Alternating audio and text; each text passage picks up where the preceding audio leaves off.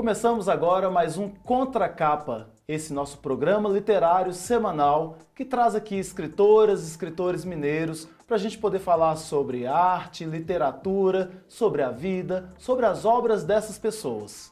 Hoje estamos aqui com a Cristiana Rodrigues, que vai nos falar um pouquinho sobre a sua experiência com a literatura e também vai falar sobre a sua vida. Cristiana, seja bem-vinda ao nosso programa Contracapa. Obrigada. Esse espaço é seu. Obrigada, um prazer estar aqui. Qualquer desculpa para vir a Belo Horizonte é sempre positivo.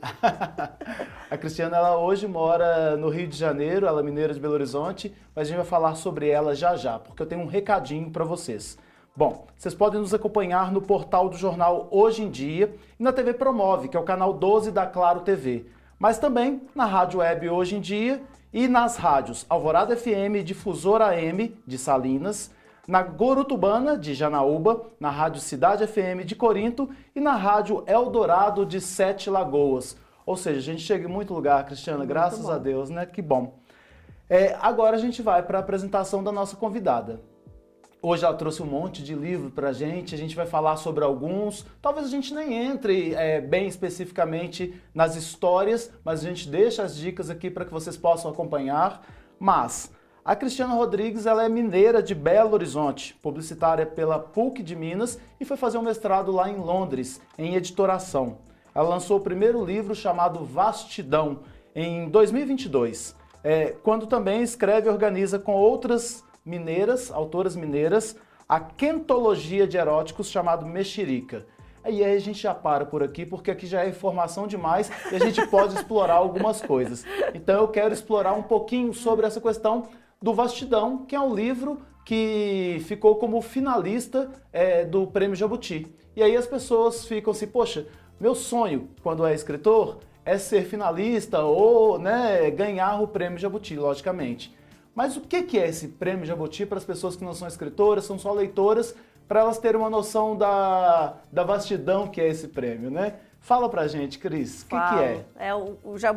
Ser finalista no Jabuti foi muito acidental, eu entrei ao acaso no prêmio. Digo ao acaso porque você tem que fazer uma inscrição, então você tem a decisão de se inscrever, mas eu jamais imaginaria, até porque o livro ele tem Ele não se encaixa muito em nenhum gênero, então eu tive que escolher em que categoria eu colocaria, e eu pensei que ele não passaria nem nesse primeiro crivo do que é uma crônica propriamente dita, né? Do que é um livro que tem um certo arco, então ele tem crônicas, mas ele tem uma mistura de poética nas crônicas, elas são contadas com uma mistura de estilos literários, então ter passado para semifinalista e fui informada até por outras escritoras que você é semifinalista no Jabuti, depois quando fui finalista, enfim. Mas o que ser finalista, além, obviamente, do reconhecimento, me trouxe foi um senso da importância dos prêmios. Eu não era ligada em prêmios, eu não conhecia todos os prêmios. Óbvio que o Jabuti, por ser um prêmio dos mais tradicionais e mais reconhecidos no Brasil, eu sabia do Jabuti, mas eu não tinha essa intenção de ficar inscrevendo livros meus e achar que eu poderia chegar. Mas o que o Jabuti me mostrou foi, primeiro, que existe uma abertura para que livros de escritoras totalmente desconhecidas cheguem até uma final. Então isso, para mim, me mostrou que existe um trabalho sério, nos prêmios. Eu achei que por alguma razão, quem é que vai querer, Mas eu entendi que os livros são lidos e que existe aí um trabalho muito sério. Existe também uma abertura para poder trazer livros que não sejam propriamente engessados dentro de determinados gêneros para as categorias, o que eu acho que é um frescor, um certo alívio para escritores que escrevem. Atualmente eu vejo muito esse estilo híbrido, é o meu estilo muito de escrita também. E a outra coisa é que o prêmio, ele te faz vender mais. Queira ou não queira, o prêmio te permite colocar um selinho na capa do teu livro, como finalista. Então, as pessoas começam a conhecer mais o teu nome. Talvez, não sei se necessariamente pela razão correta das pessoas procurarem um livro que está na final ou que venceu, mas, de certa forma, traz um reconhecimento e mexe o ponteiro de vendas. Então, o que o Jabuti me ensinou foi deixa eu estudar quais são os prêmios que existem no Brasil. E quais são os requisitos para tais prêmios, porque alguns prêmios realmente não se aplicam. Tem prêmios que eles só reconhecem autores até 30 anos de idade, já passei, não posso mais. Ou então tem, infelizmente, ou então tem prêmios, só reconhecem o autor que é estreante de fato, lançando o primeiro livro, ou que está lançando o primeiro romance, que é um gênero que eu não escrevo, mas que ainda é o gênero mais reconhecido no mercado editorial, que eu acho uma certa miopia, mas que com o tempo eu espero que isso mude. Então, para mim, hoje, o que eu falo com as escritoras ou escritores que conversam comigo é estudem esses elementos do mercado, né? Assim, porque tem escritor que fala assim, eu só quero escrever. E eu acho que isso hoje, o escritor tem que ir além, ele tem que saber mais sobre o mercado, principalmente um escritor que não tem nome, ou que não tem uma máquina de assessoria por trás, uma grande editora, que não vai ter essa ajuda de outra forma. Pesquise, descubra, veja se tal prêmio é para você ou não e tente, porque grande parte dos prêmios demandam, por exemplo, um esforço de você correr atrás, de preparar o material, fazer a inscrição, alguns são pagos, então você tem que ter uma reserva de dinheiro para poder se inscrever. E às vezes, assim, a única chance de você saber se você vai ser semifinalista ou finalista ou ganhar é se inscrevendo. Então, eu acho que isso foi um grande alerta para mim. Hoje em dia eu sei os 3 ou 4 prêmios que dariam que dariam para que eu me inscrevesse. E eu fico de olho nas datas da inscrição. Até penso assim, será que faz sentido entrar esse livro ou não? A data de lançamento de um livro influencia, porque os prêmios têm uma data de corte. Então, às vezes você lança um livro, sei lá, em abril ou em maio, esse livro já não pode mais concorrer. Então, até isso, talvez... Eu não sei se as grandes editoras pensam nisso, imagino que sim, porque é tudo um grande negócio também, a gente não pode esquecer. É porque é um selo mesmo, né? As pessoas, elas já veem com outros olhos. Sim. E aí, quando você tem uma escritora, um escritor que são desconhecidos, mas já tem o selo ali, já é como se fosse, né? Tá alguém balizando ali por você. Sim. Você hoje, depois do Vastidão que você se escreveu, foi o primeiro livro, então, que você fez. Isso. Primeiro livro escrito e que já foi para a final. Como final, né? Finalista. Em qual categoria? Em crônica. Em crônicas. Isso. Você se inscreveu em outros depois? Eu me inscrevi agora só esse ano, né? Porque o que acontece? O Vastidão foi em 2022. Parece que faz muito. Parece que tem muito tempo que tudo começou, né? Mas tem menos de 2 anos e meio. Eu comecei em fevereiro de 22 com o Vastidão. E muita coisa aconteceu nesses últimos 2 anos e meio, inclusive a quantidade de livro que eu produzi, não só meus próprios, mas com outras escritoras, né? Pela editora que eu criei. Então, eu ainda não tive tempo. Eu me arrependi, de fato, de não ter, por exemplo, de não saber de mais prêmios, talvez, em 2022. Alguns até gratuitos, por exemplo, o Prêmio Oceanos é um prêmio que você se inscreve gratuitamente. Eu não sabia do Oceanos em 2022. Talvez eu pudesse ter inscrito também o próprio Mexerica, ou tivesse, né, inscrito também o Vastidão. Mas como eu não sabia, eu não escrevi. Então agora, em 24, eu posso me inscrever com os livros que eu lancei em 23. E aí eu decidi se valia a pena que eu entrasse com todos eles ou não, e me inscrevi em 2. E com o NU, por exemplo, que eu lancei agora em 24, eu já posso me inscrever no prêmio da Biblioteca Nacional, porque a data de corte é diferente. Legal. Então, vai ser essas coisas... Quando você começa a estudar, eu falo com as escritoras, tenham conhecimento sobre tudo, os elementos do mercado, assim, porque... A gente não pode, sim, é óbvio que a escrita consome grande parte do dia, mas quando a gente sabe por onde a gente caminha, até eu falo, porque tem escrita que é muito mais comercial do que outras. Então, provavelmente, se a sua escrita é comercial, você tem grande chance em alguns prêmios, porque alguns prêmios procuram determinadas coisas. Eu acho que o contexto do que está se falando também no mercado e no mundo... Ele determina bastante a escolha de quem vai ganhar um prêmio. Agora você está falando aí sobre, eu falo com as escritoras, eu converso com as escritoras, então é só para poder ressaltar aqui e já trazer uma informação que eu estou puxando aqui do seu currículo, né? Você cuida do coletivo de escritoras mineiras, que é chamado de Escribas de Minas. Isso. Né? que é esse coletivo? Já adiantando aqui a nossa conversa, já que você está citando aí muitas dessas meninas. Isso. Na verdade, ele é uma coisa que ele pode ser mais. E eu espero que agora em 2024 e 2025 eu consiga fazer mais, porque quando você fala cuida, na verdade hoje eu sou responsável até pelo Instagram, mas o grupo de WhatsApp que corre em paralelo ao Instagram, ele é muito mais ativo e orgânico do que o próprio Instagram atualmente, porque eu ainda não consegui sentar e parar e falar, não, essa é a programação do Instagram do Escribas de Minas, a gente vai trazer essa escritora, vamos falar dessa. Ainda não consegui ter tempo de fazer, mas o Escribas de Minas, ele surgiu porque em 2022, logo depois do lançamento do Vastidão, eu caí também de paraquedas na organização da foto do grande dia para as escritoras aqui em Minas Gerais. Um movimento que começou em São Paulo, com a Giovana Madalosso, a Natália Timerman e a Paula Carvalho, de organizar uma foto de escritoras em São Paulo durante a Feira do Livro. E elas acessaram escritoras que elas conheciam no Brasil todo para que a foto acontecesse em outras cidades. E, por um acaso dos acasos, não vou me alongar aqui mais contando, eu caí para ser organizadora da foto aqui em Belo Horizonte com as escritoras de Minas e me juntei ao CCBB para que a gente juntasse o máximo de escritoras que a gente conseguisse. Eu jamais imaginei, o dia que eu cheguei na escadaria do CCBB, dia 12 de junho, dia dos namorados até de 22, era uma quantidade de escritoras, e aí eu me senti, pela primeira vez, porque eu não conhecia escritoras. Essa era a grande verdade. Quando eu lancei o Vastidão, conhecia pessoas que escreviam de vez em quando no Instagram, conhecia as escritoras pelo que eu lia, mas não assim de ver, né, tá do meu lado aquele tanto, parecia um time gigante de futebol. E aí, eu falei, gente, estou entre os meus, mas que bacana que tem tanta gente escrevendo, outras mulheres, tantas mulheres querendo escrever. E naquela hora, como eu era organizadora, parecia até que eu era alguém, de fato, no mercado editorial. Eu tinha só um livro lançado e nem era...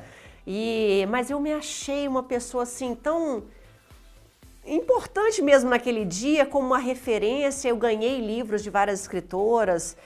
Algumas vieram conversar comigo, como se eu soubesse alguma coisa. Eu falei, gente, eu preciso saber muito mais do que eu sei, porque se eu vou virar... E aí criou-se um grupo de WhatsApp, que foi uma coisa ensandecida, porque todas queriam falar ao mesmo tempo dos seus lançamentos, trocar informações, e a gente montou o Instagram para poder... A ideia do Instagram agora que eu quero fazer é trazer, de fato, o que você está fazendo aqui no Contracapa, talvez começar a ressaltar mais o trabalho de cada escritora, de alguma forma, no Instagram, dentro de um cronograma estruturado, mas é preciso sentar e fazer, porque como é totalmente voluntário, sou só eu fazendo, talvez trazer alguém para me ajudar, ainda é uma coisa para se pensar aí para o final desse ano. Quando eu vi aquela foto, cada um segurando as suas obras também, Isso. né, que ficou muito legal, quando você fala de um grande time de futebol, na verdade, aí a gente pensa de 24, 36 pessoas, mas é realmente uma multidão. Foram 212. Olha, 212. E aí quando a gente fala sobre isso, todas mineiras, né? Sim. Ou com atuação em Minas Gerais. A gente, quando foi lançar o Contracapa, nós fizemos uma enquete, e aí vários nomes foram surgindo, e eu, de fato, vou falar com vocês, não tinha noção de tanta gente que escrevia e escritas maravilhosas. Sim. E que muitas vezes não tem essa luz, né? Essa luz que eu digo é uma oportunidade de se destacar, de mostrar o seu trabalho para mais pessoas. E aí a gente fica muito feliz, porque se tem 212 que apareceram ali, Sim. há ainda outras mais que não apareceram, e ainda tem os homens que escrevem, né? Com certeza. Então a gente tem em Minas Gerais muita gente com boa escrita. E aí é o que a gente precisa incentivar. Agora você está falando disso, eu queria aproveitar para aquelas pessoas, e aí eu falo especificamente das mulheres. As mulheres que têm uma escrita em casa, que não tem um livro publicado ainda, mas que tem uma vontade de falar sobre aquele assunto, acham que aquele assunto é interessante. Como é que é esse caminho? Como foi o seu caminho? Eu acho que o caminho não tem... Eu não tenho uma fórmula pronta, né? Eu vejo diferentes caminhos.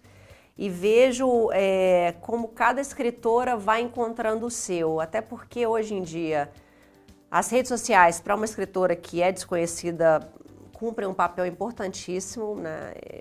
Para quem já tem um caminho já traçado numa editora grande, que vai ter uma outra forma de divulgar o trabalho, que vai ser colocado em feiras, ou que vai sentar numa mesa de um evento literário, é diferente. Para você que não tem nada disso, a forma como eu comecei foi muito expondo o que eu pensava no meu próprio Instagram. e tendo principalmente a coragem de pensar esse material desse livro e falar, não, isso aqui tá bom para fazer um livro. Agora, quando você fica com aquele material pronto, e aí você tem que pensar o que você vai fazer com aquele material, porque também é uma decisão... No meu caso, que escrevo autoficção, e que é uma verdadeira catarse, porque eu vejo, ontem eu encontrei minha melhor amiga de infância, ela falou que você tá diferente. Eu falei, é porque eu acho que eu já concluí as 2 primeiras partes do livro que eu estou escrevendo agora, que é um livro em fluxo de consciência. Então, você imagina, eu sento e eu escrevo. E aí, eu já cheguei numa parte do livro que já me trouxe uma tranquilidade de espírito para a terceira parte que eu vou começar. Então, a minha escrita, ela é assim. Pode parecer clichê, mas é uma escrita muito de cura. Então ela falou, eu falei, eu acho que porque eu acho que o que eu venho pensando nos últimos meses já saiu de mim, já está ali no papel. Eu não revisei, não sei nada que está lá, mas já me causou um efeito.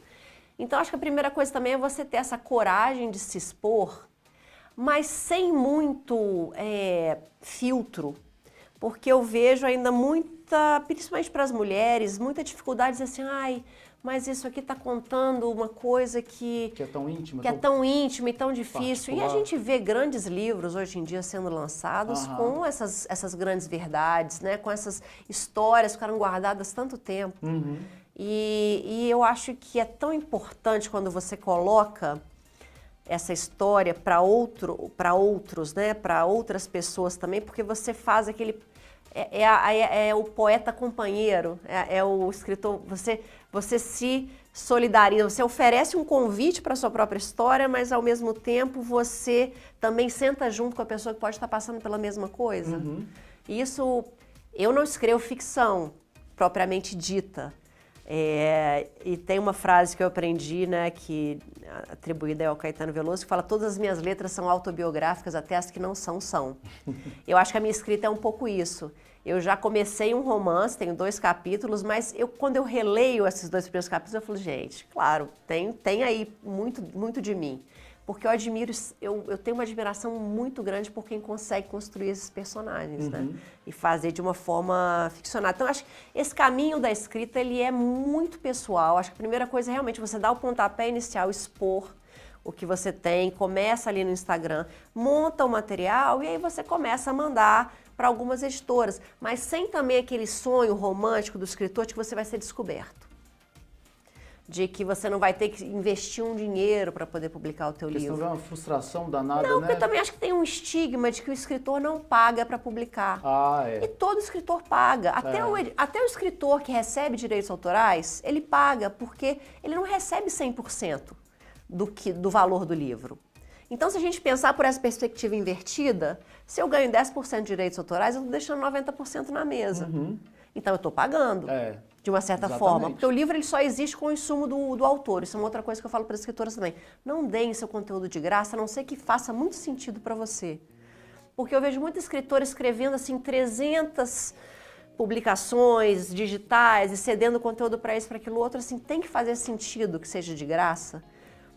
Porque é um ofício, a gente não pode esquecer que você precisa receber alguma coisa por aquele material seu. Se você está fazendo de graça no seu Instagram, e isso está te dando uma certa projeção, alguém está conhecendo o teu nome, teu texto, está se fortalecendo porque todo dia você está ali escrevendo e você está criando esse hábito de escrever, ok. Faz parte de uma estratégia. Faz parte de uma estratégia.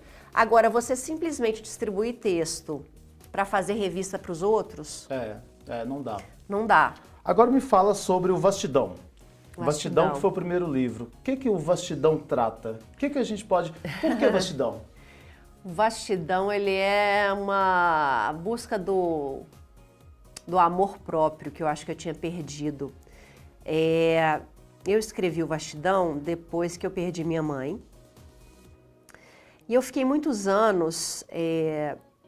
Enquanto minha mãe estava viva, eu morei quase 6 anos fora, mas eu fiquei muitos anos, mesmo que eu não morava fora, morei fora do Brasil quase 6 anos, mas mesmo que eu não morava fora do Brasil, eu vinha pouco a Belo Horizonte, eu acho. Você mudou para o Rio quando? Me mudei para o Rio em 2001.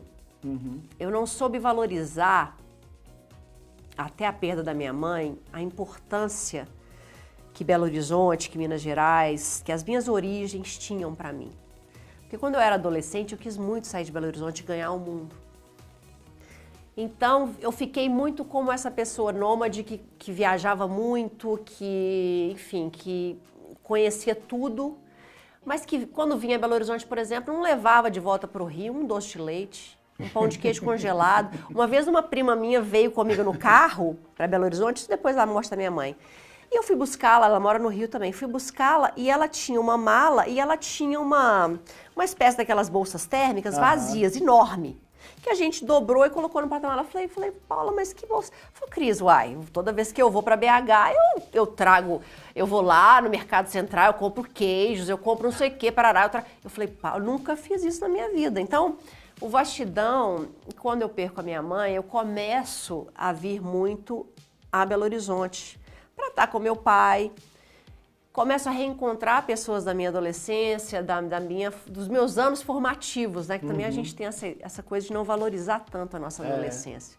O adolescente, ele não entende. Outro dia eu estava com um bando de adolescentes, eu falei, gente, se eles soubessem quão importante é esse momento que eles estão vivendo agora, porque a gente, enquanto adolescente, dentro da floresta, a gente acha que é tudo, né? Tudo vai ser sempre igual.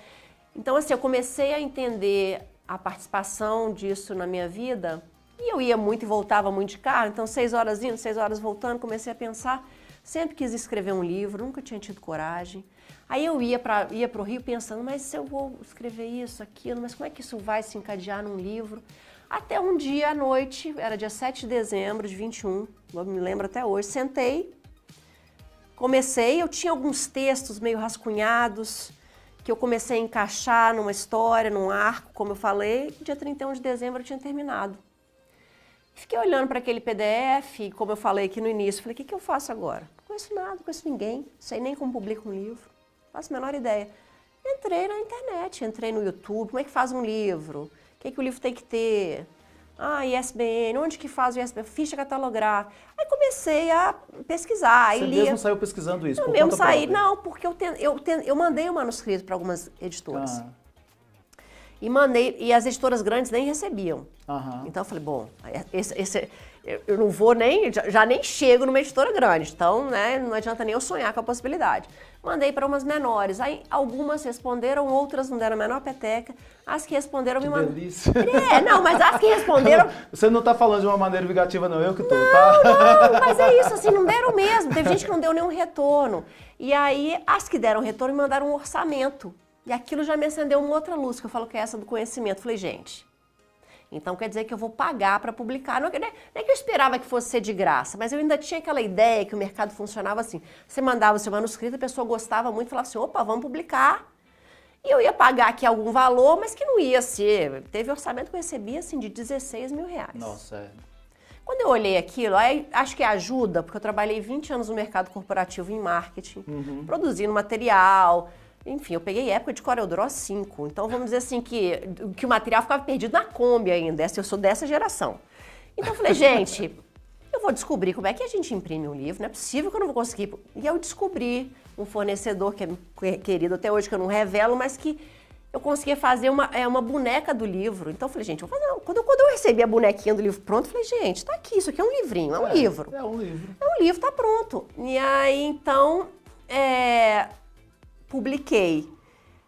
O Vastidão, ele é muito autobiográfico nesse sentido, porque eu volto na minha infância em BH até uma mulher madura, ele vai construindo todo esse caminho de sofrimento que é muito peculiar, eu acho, às mulheres, em alguns sentidos, que é esse principalmente para a mulher mineira, de como a mulher ela é vista, de como a gente é julgada, de como a gente é certamente guardada com uma certa joinha. Depois a gente vai por esse caminho do casamento e dos filhos, e a gente esquece das coisas que a gente de fato é, que foi o caminho que eu vi acontecendo com a minha mãe. Poxa, que legal. Então, a perda da minha mãe me faz revisitar o caminho que eu estava trilhando. Então, o Vastidão, ele hoje, como ele não tem nomes, ele é um livro que não tem nomes. Então, as pessoas se reconhecem nas histórias também, talvez por isso, né? Elas pegam aqueles personagens que não têm nomes e se colocam ali. Se colocam ali e falam, Cris, eu me identifiquei tanto com esse texto sobre ser a filha do meio, porque eu sou filha do meio, porque... Falei, aí tem gente que pega um pouco na questão da maternidade, outras pessoas pegam na questão da mulher mais madura, passando pela menopausa. Então... o Vastidão ficou esse livro, até essa semana alguém escreveu um texto falando realmente desse amadurecimento da mulher. Muito legal. Eu vou pegar o Vastidão e já vou pular para o nu, porque aí eu queria entender um pouquinho esse nu, a gente está quase acabando. Fala para mim, você falou dessa questão do escrever como se desnudar, né? Isso. Mostrar a si próprio. O que é o nu? O novo livro que saiu agora em março. O nu já é... Eu comecei a escrever o nu logo na sequência do Vastidão. Por incrível que pareça, em próprio fevereiro de 22 eu comecei a escrever, mas por questões alheias... Só vou te interromper um pouquinho. Sim. Entre o Vastidão e o nu, você teve outros livros publicados, sim, até mesmo, né? Sim. Uma quentologia, né? Isso. Que não vamos conseguir falar aqui. Não. Mas aí você falou que então você fez o Vastidão e foi na sequência veio o nu. Não. Só para poder... Não, na sequência eu comecei a escrever o nu, mas por forças externas a mim eu não pude publicá-lo. Tá, mas é só para poder deixar claro para as pessoas que entre um e outro há alguns. Por tá? não poder publicar o nu, eu deixei ele mais quieto e comecei a publicar outras coisas que eu vinha escrevendo até poder publicar. Vamos só citar aqui então, tem o Ridículas, que foi 2023, isso. O Líquido e Céu Rosa. Céu Rosa, E você me mostrou um que saiu agora também, recentemente. Que é uma coletânea de 22 mulheres que me procuraram, que chama Gradiente, que são histórias de escrita afetuosa, são 22 mulheres incríveis, algumas já tinham publicado, outras nunca tinham publicado nada. Então, são histórias muito reais dessas mulheres. Legal. Aí então vamos pro nu. O nu é um desnudar de papéis. O nu ele acabou sendo categorizado como ficção e romance. Ele também não tem nome, mas o nu, a personagem do nu é uma dona de casa presa no doméstico. E em cada situação ela está presa em algum ambiente. Às vezes ela está presa numa gaiola de ouro, outras vezes ela está presa num aquário, outras que é ela é o peixe mais escuro daquele aquário que é transparente, que está todo mundo olhando. Em outra situação ela está presa dentro do box, tomando banho, chorando, enfim, e vivendo aquele dia a dia doméstico, onde ela se sente presa. Mas ao mesmo tempo que ela se sente presa, ela, mesmo fazendo o mecânico do doméstico, do dia a dia dela, ela começa essas divagações sobre o que ela está vivendo, quem ela como que ela enxerga o que ela faz no dia a dia. E até o final, que não dá para revelar, e o que ela descobre nesse final. Dá vontade de ler realmente. Quando você vai falando assim, a gente vai viajando nas histórias, imaginando algumas situações, né? Porque assim, são coisas que acontecem no dia a dia das mulheres e que elas não conversam muitas das vezes. Às vezes conversam com o terapeuta, aqueles que não têm acesso não conversam. Sim. E vão achando que é só com elas, né? São dores únicas e que quando você coloca no papel, as pessoas começam a identificar a dor, não que a dor vá passar, né? Mas que ela vai ser identificada, vai ser nominada e talvez até trabalhada, né? Isso. E o mais bonito é isso, quando a pessoa lê, quando alguém lê e me fala, nossa, quando você falou que você estava com o cheiro da carne moída, me reconheci nisso, porque quando eu faço... Porque é isso, né? Tem um momento lá que eu estou fazendo comida para os meus filhos, então que eu lembro que é a hora do meu banho, que é a hora que eu retomo os meus cheiros, que não são os cheiros do doméstico, de fazer a comida, não que fazer comida, eu amo fazer comida para os meus filhos, mas é aquela hora que você fala assim, eu volto a ser o que eu sou antes de tudo, que é mulher. Uhum. Porque a mulher, eu acho que ela perde isso aos poucos. Algumas, né? A maioria talvez, algumas conseguem não, mas a gente vai se doando tanto e vai tendo tantos outros cheiros de outras coisas à nossa volta, que pra mim, por exemplo, meu ritual do meu banho, as pessoas quando me abraçam falam, Cris, esse é o seu cheiro. Eu falei, esse é o meu cheiro, é a Cris como mulher. Antes de tudo, eu sou a Cris Cristiana, depois eu sou a Cristiana mãe, né? Enfim, tem o cheiro do papéis. Trabalho, o cheiro da mulher que é dona de casa, o cheiro... E aí você toma o banho, você tira aqueles cheiros, né? Exatamente. Eles vão vir de novo, talvez, né? Mas isso não tem problema, mas contanto que você saiba qual é o seu. É muito interessante. Bom, a gente vai ter que encerrar sem falar da Hilda, eu não vou encerrar não, tá? Porque quando ela me mandou uma mensagem falando, tem como estacionar a Hilda aí? Eu falei, gente, quem é essa Hilda? Como é que ela vai estacionar a Hilda, né? E aí, então, eu vou ter que encerrar falando sobre ela e passo para a Cris para falar os contatos de onde a gente pode encontrá-la. Ela restaurou uma Toyota Bandeirante de nome Hilda para levar sua editora e livraria itinerante vasta pelas estradas do Brasil, democratizando dessa forma o acesso à boa e desconhecida escrita de mulheres. Então isso aí eu acho que a gente pesquisa lá, entra lá no Instagram dela que você vai saber um pouquinho mais sobre isso, que infelizmente não deu para explorar aqui nesse programa. Cristiana, obrigado por estar presente aqui. A você. Nos fale quais são os contatos ou o seu contato Sim. do Instagram para a gente poder encerrar esse nosso momento gostoso. Procurar @Cris Rodrigues, todos os outros arrobas da Hilda, da Vasta estão lá. A editora está com uma chamada agora para Poética Erótica, para quem quiser, que é a continuação do Mexerica, e conhecer mais sobre o trabalho que está sendo feito. É isso, gente. Nós nos encontramos num novo episódio e você fique aí ligado, porque toda semana tem uma história diferente. Até lá!